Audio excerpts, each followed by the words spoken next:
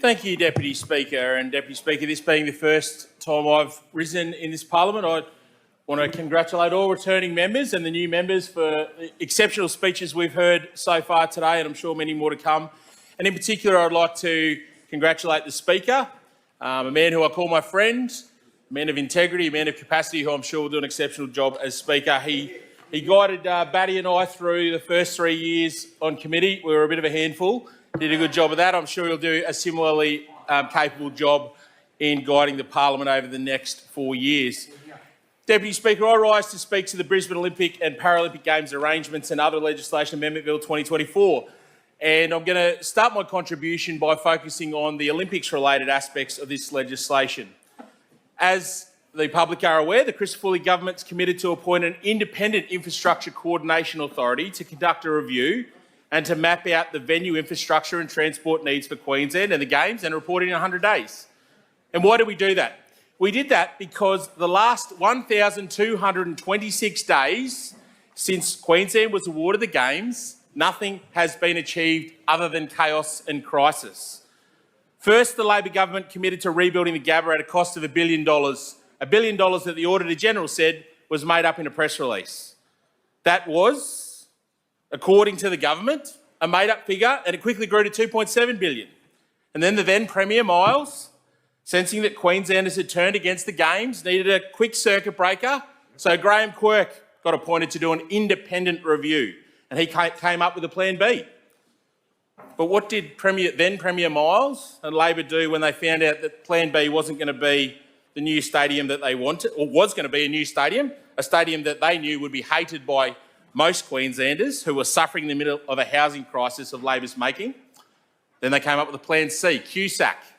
Good old QSAC. Wasn't that an ordinary idea? Just about every single stakeholder has been critical of the cost of that proposal, which was also announced without any proper analysis, just like the Gabba, $1.6 billion for a largely temporary venue with very little legacy for Queenslanders. Even Buderim local and Queensland Olympic legend Raylene Boyle, who won a gold and a silver, I was one at the time I think, but gold and a silver at the 1982 Commonwealth Games at what was then QE2, what's now QSAC, she even thinks that QSAC isn't up to the job, despite the fact that Raylene recognises that QE2 was up to the job in 1982. Raylene said in media, and I quote, "The QSAC stadium is very appropriate for the Commonwealth Games. It's certainly not appropriate for the Olympics. It's too small, too insignificant. The athletic stadium is the centrepiece of the Games. You need to be able to do a respectable job for the athletes around the world." That's Raylene's words, not mine. QSAC was chosen because of political expediency. It was chosen without any consideration of the transport needs, has no heavy rail station anywhere near it. 2.5 kilometres away is the nearest heavy rail station from QSAC. So as a consequence, there would have been a reliance on shuttle buses for events. How many buses do we reckon that would have taken? I've been told by the department that the initial evaluation showed that they would need a fleet of between 276 and 370 buses. That equates to a lineup of buses 4.5 kilometres long. A 4.5 kilometre bus traffic jam just for QSAC. 2 bus hubs would also be required to support spectator access, one in the east and one in the west of the venue, and that's due to the space constraints that exist and in order to facilitate efficient operations. Those hubs in Griffith University and in Nissan Arena that's adjacent would require new permanent or temporary bus loading infrastructure to support safe passenger movement. There would also be limited legacy benefit from that infrastructure. At least 3 temporary event park and ride facilities would also need to be established to service QSAC. Those facilities would then also be serviced by shuttle buses. Temporary modifications and intensive crowd management would be required at public transport hubs, including at the train station and at Garden City and at Griffith University busway stations, just to support the Games operations. Games operations would necessitate significant traffic management around the stadium, including a full or partial closure of Kessels and Main Roads, 2 major thoroughfares in that part of the world. That would cause significant disruption to the local community and the broader road network. And this significant impact on the local traffic network has never been disclosed to the residents of McGregor or Nathan or other nearby suburbs prior to the election. And I'd suggest that this debate might be an opportunity for the member for Toohey to clarify if he knew about these significant local impacts. Did he know? Did he know, or did he choose not to tell his constituents? Or was he kept in the dark by the then Minister for Transport and Main Roads, the member for Aspley? QSAC is an example of what happens when you don't plan properly. Well, Deputy Speaker, the good news is with the passing of this bill, the chaos and crisis will end. This bill marks a fresh start for the Brisbane Olympic and Paralympic Games. We are going to assemble a group of experts who will investigate all of the options. They'll consider the needs of the community. They will consider not only the transport needs for the Games, but the transport needs for Queenslanders in years to come. And, Deputy Speaker, I can advise that the Department of Transport and Main Roads stands ready to assist the new body in their considerations. And that's because for this government, transport is not going to be an afterthought. It will be an integral part of the deliberations. And so too will local sporting infrastructure be a priority for this review. We need to see a legacy of local sporting infrastructure. Groups like the Sunshine Coast Hockey Association, the Buderim Wanderers Soccer Club, these groups stand ready to support the review and to deliver infrastructure to both assist the Games and to deliver a lasting benefit for my community and to provide for grassroots engagement into the future.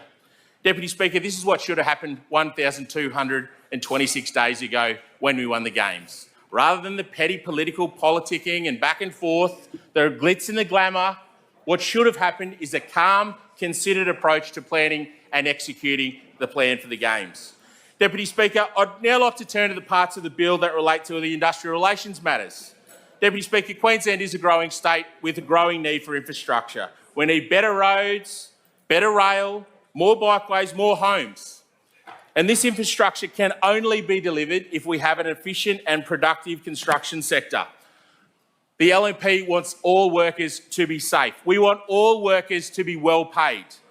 The Christopher government is committed to driving productivity on work sites for Queensland workers as well. And I note that the re-establishment of the Productivity Commission is currently a matter before the House as a part of the government's agenda to get productivity back where it needs to be. The passage of this bill and then those subsequent investigations will take time. But what we also know is the devastating impact of the CFMEU tax and how that is affecting productivity. And that is why this government has taken decisive action to suspend the industrial relations elements of BPIC. Now, Deputy Speaker, this legislation seeks to deal with the weaponisation of workplace health and safety by the CFMEU. This is about the actions of the CFMEU. The actions of the CFMEU in weaponising worker safety has all been about increasing their power. And I'd draw members, I noted with interest the member for McConnell's example, a tragedy in recent weeks of 2 workers injured at Newstead. I'm sure all members of this House would agree that that is a tragedy, and the death of any worker is unacceptable and something all members would abhor. And anything we can do to ensure that workers are safe on site must be considered. But I feel the member for McConnell was being disingenuous with her example. And I draw her attention to page 4 of the explanatory notes, which state, an exception, and this is in relation to the notice of entry requirements for WHS entry permit holders. An exception is included so that this notice requirement does not apply in circumstances where a worker is exposed to a serious risk to their health or safety emanating from an immediate or imminent exposure to a hazard. This exception will ensure that there is an appropriate mechanism to enable WHS entry permit holders to enter a workplace without delay where there is a serious risk to workers, which requires urgent attendance. I contend, member for McConnell, without knowing the finer details of that incident, without knowing the details of that individual incident, which neither does the member for McConnell, I would contend there was an imminent threat.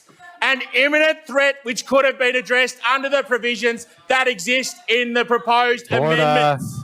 Inarguable. Thank you, Deputy Speaker. Order. Thank you, Deputy Speaker. Deputy Speaker. That's what this is about. This is about ensuring workers' rights while restoring productivity, while stopping the CFMEU weaponising provisions that were implemented by a weak Labor government, by a weak Premier installed by the CFMEU. Deputy Speaker, that is why we are here today. Deputy Speaker, look at the flags outside. Look at the graffiti. Look at the conduct of the CFMEU and the ETU outside the Parliament yesterday. The CFMEU think that they own construction sites. They say when the next concrete pour happens. They say who enters sites and who doesn't. They get to say which subbies get contracts and which don't. And it stops now, Deputy Speaker. Deputy Speaker, just last week we read reports of the Cross River Rail Woolloongabba site being shut down due to the actions of CFMEU officials who turned up on site unannounced. The police were called, but not before the CFMEU officials delayed a critical crane lift for the station structure. Now, the cynic in me might think that this could be linked to the fact that the CFMEU are currently in EBA negotiations with the main contractor on Cross River Rail, and that they were perhaps trying to be deliberately disruptive. But, Deputy Speaker, ultimately that will be for the courts to judge. Deputy Speaker, ultimately site safety is the responsibility of the primary contractor. And yet right now they are unable to stop union officials coming on site to bully and intimidate their staff without warning or notice. Deputy Speaker, I was at the Centenary motorway at the bridge, and I spoke to workers on site a couple of weeks ago, and they told me they feel threatened by the CFMEU. The CFMEU were coming over the fence. They've had to employ security guards, CCTV cameras at considerable cost because the CFMEU are seeking to bully, and I note the member for Morgul was also on site, they are seeking to bully and intimidate workers. This is about protecting worker safety. Psychological safety on site is just as important as worker physical safety, and yet those opposite have chosen to ignore time and time again the actions of the CFMEU and militant unions and the like. No one denies that unions play an important role in the workplace. I certainly do not deny it. I accept that reasonable unions who want to conduct themselves in accordance with the law and in the interests of their members play an important role. That is not what the CFMEU does, and this government will not stand for it. Deputy Speaker, requiring unions to provide a 24-hour notice of entry will allow primary contractors to ensure that staff can be appropriately supported during visits from aggressive unions like the CFMEU, and to protect them from psychological harm that they are often forced to endure. WHS entry permit holders will still be able to immediately enter a workplace without prior notice, as I identified earlier, in circumstances where there's a serious risk to health and safety. Deputy Speaker, this is about installing a balanced approach that ensures that a respectful dialogue can occur between unions representing workers themselves and site managers, and that serious and immediate safety issues can be dealt with. This bill also removes provisions that would have allowed photos and videos of workers to be taken without consent and potentially misused. I am sure we have all heard the stories of managers on site having their kids filmed as they go to school by militant unions wanting to make a point. And while this bill does not address those matters, it demonstrates how photos and videos can be weaponised by those who seek to do harm. Imagine if you are a site manager who prides themselves on the way they maintain safety on site.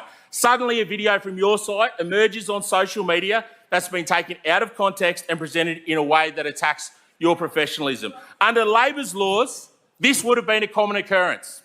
There is only one enforcer of workplace health and safety in Queensland, and it's not the CFMEU. The Office of Industrial Relations is the enforcer for workplace health and safety. And unlike those opposite, we do not believe that the Office of Industrial Relations should be a wing of the CFMEU.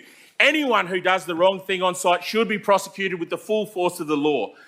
The Office of Industrial Relations will follow due process. They will gather evidence in the appropriate way.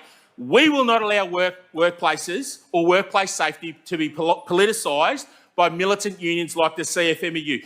We will not sell out workers for political gain as the former Premier did when the CFMEU installed him. This LNP government will choose workers over the CFMEU.